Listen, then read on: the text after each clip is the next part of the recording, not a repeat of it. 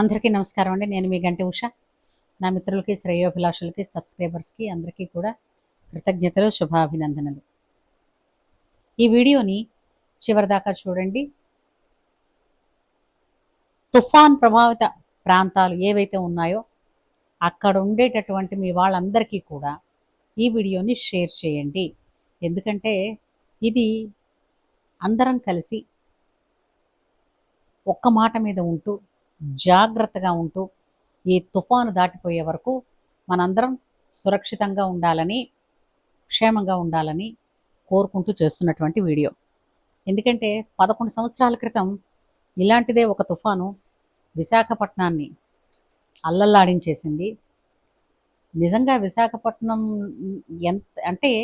ఎంత చెప్పారో హుద్హుద్ తుఫాను గురించి, కానీ సమయానికి మాత్రం చాలా వరకు దాదాపు 70% అందరూ లైట్ తీసుకున్నారు దాని ప్రభావం ఎంత చూపించిందంటే నిజంగా అప్పుడు చంద్రబాబు నాయుడు గారు ఉండేవారు కాబట్టి పోయిన కరెంటు అంటే వ్యవస్థని, ఎలక్ట్రిసిటీని అతి త్వరలో దాదాపుగా 24 గంటల లోపలే తిరిగి దాన్ని పునరుద్ధరింపచేశారు.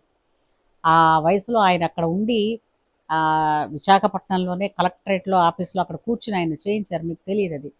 సో ఆహార పదార్థాలు కూడా ముందు నుంచి తెచ్చి పెట్టుకోండి. అంటే ఏంటి, బ్రెడ్ అలాంటివన్నీ.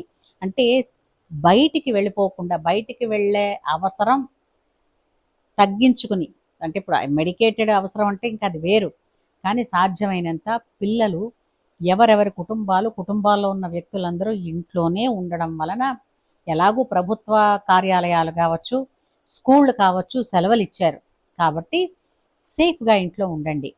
అంతేకాకుండా ఆహారం ఇంట్లో నిల్వ ఉంచుకోండి, అంటే చేసుకోవడానికి.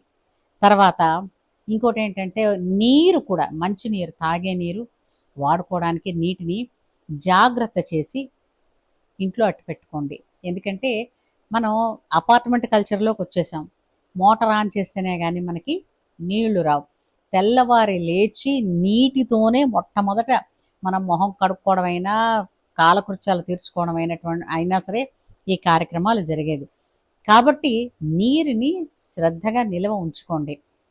ట్యాప్లో పడుతోంది కదా అని చెప్పేసి ఇవన్నీ ఇలాగే అంటారు, పట్టించుకోక్కర్లేదు అన్న తేలిగ్గా తీసుకోకండి. ఎందుకంటే మళ్ళీ అంతకు మించినది, అంటే ఆ గాలి తీవ్రతరం అప్పటిది కాకపోయినప్పటికీ కూడా పడేటువంటి వర్షం ఎలా అయితే ఉందో ఆ వర్షం ఈరోజు చూసాము. ఎంత ఇదంటే ఇప్పుడు కారులో వెళ్ళేటప్పుడు ఆ నీరు పడుతూ ఉంటే అసలు ఎదురుకుండా వస్తున్నది ఏంటి, నడుస్తున్నది ఏంటో కూడా తెలుసుకోలేకపోయాం. తెలుసునా? అలాంటిది. అంచేత సాధ్యమైనంత ఇళ్లల్లోనే ఉండే ప్రయత్నాలు చేయండి. అలాగే ఈ తుఫాను ప్రభావిత ప్రాంతాలు ఎటు ఉన్నాయి, గాలి ఎటుగా ఎక్కువగా వీసే ప్రదేశాలు ఎక్కడున్నాయి. ఉదాహరణ, ఆల్రెడీ చేపల కోసం వేటకి వెళ్ళే వాళ్ళని సముద్రం మీదకి వెళ్ళొద్దని చెప్పారు. అలాగే బీచ్ రోడ్డులో, బీచ్ ఏరియాస్లో ఇలాంటప్పుడు, ఇంతటి గాలి వేస్తున్నప్పుడు, ఇలా వర్షం వస్తున్నప్పుడు బీచ్ను చూద్దామని, లేదంటే బీచ్ రోడ్లో గడుపుదామని అన్న ఆలోచనలు మానుకొని ఇళ్లల్లో ఉండండి. అంతేకాకుండా ఎన్ని రకాలుగా ప్రమాదాలు వస్తాయి అని అంటే, సడన్గా ఇప్పుడు బయటికి వెళ్ళామనుకోండి, గాలి వేసినప్పుడు చెట్టు ఎగిరిపోవచ్చు, లేదా ఎక్కడి నుంచో ఓ రేకు, చూసారా, రేకుల షెడ్లు వేస్తే అలా రేకులు ఎగిరిపోయి, ఈ ఫ్లెక్సీ బోర్డ్స్ ఇలాంటివన్నీ ఎగిరి పడి వచ్చేటువంటి ప్రమాదాలు ఉంటాయి. వెహికల్స్ కూడా నుజ్జు అయిపోతాయి, మనుషుల ప్రాణాలకి ప్రమాదాలు వస్తాయి. అలాగే కరెంటు పోల్స్ తెగి పడిపోయినప్పుడు కూడా చాలా ఇబ్బందులకు గురయ్యే అవకాశం ఉంటుంది. కాబట్టి వీటన్నింటినీ దృష్టిలో పెట్టుకుని బయటకు వెళ్ళడమైనా, ఇంట్లో ఉన్నప్పుడైనా జాగ్రత్తగా ఉండండి. అలాగే ఇంట్లో ఎంతమంది ఉన్నారో, ఎంతమందికి మొబైల్స్ ఉన్నాయో, మొబైల్స్ అన్నీ ఛార్జ్ పెట్టుకుని ఫుల్గా ఉంచుకోండి.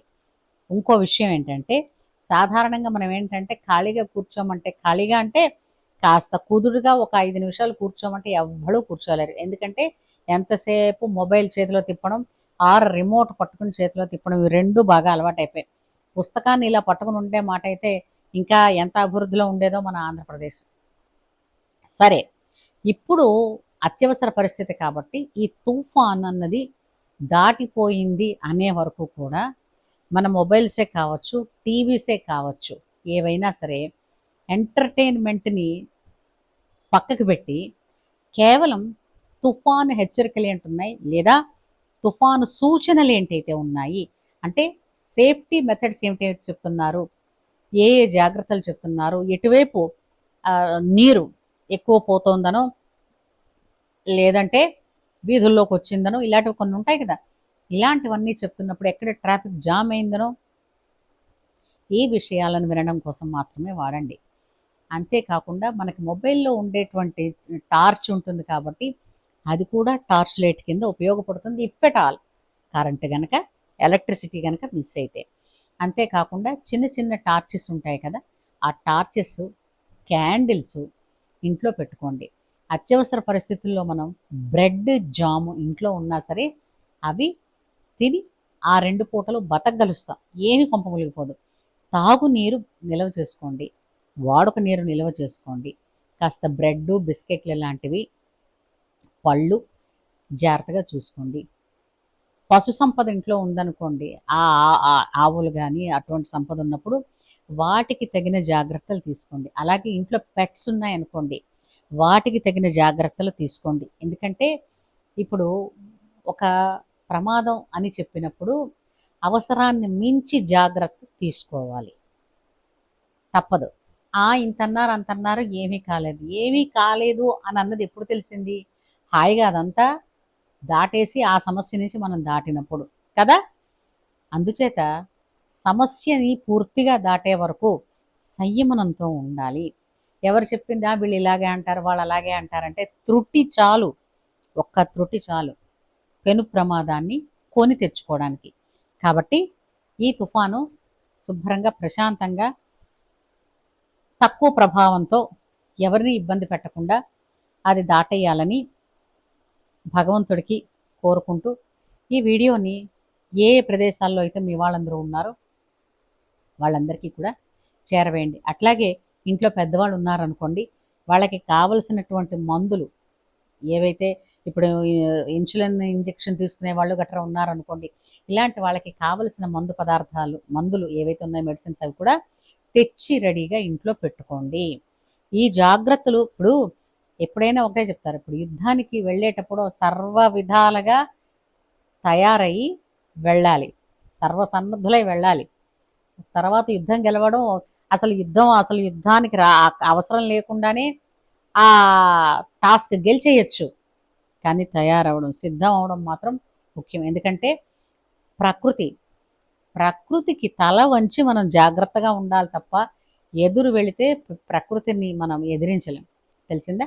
అందుచేత అందరూ క్షేమంగా లాభంగా భద్రంగా ఇంట్లో ఉండాలని జాగ్రత్తలు పాటించాలని కోరుకుంటూ మీ క్షేమమే మాకు ఆనందదాయకం. సర్వేజన సుఖినో భవంతు. ఈ వీడియో ఎంతమందికి వీలైతే అంతమందికి షేర్ చేయండి. Thank you.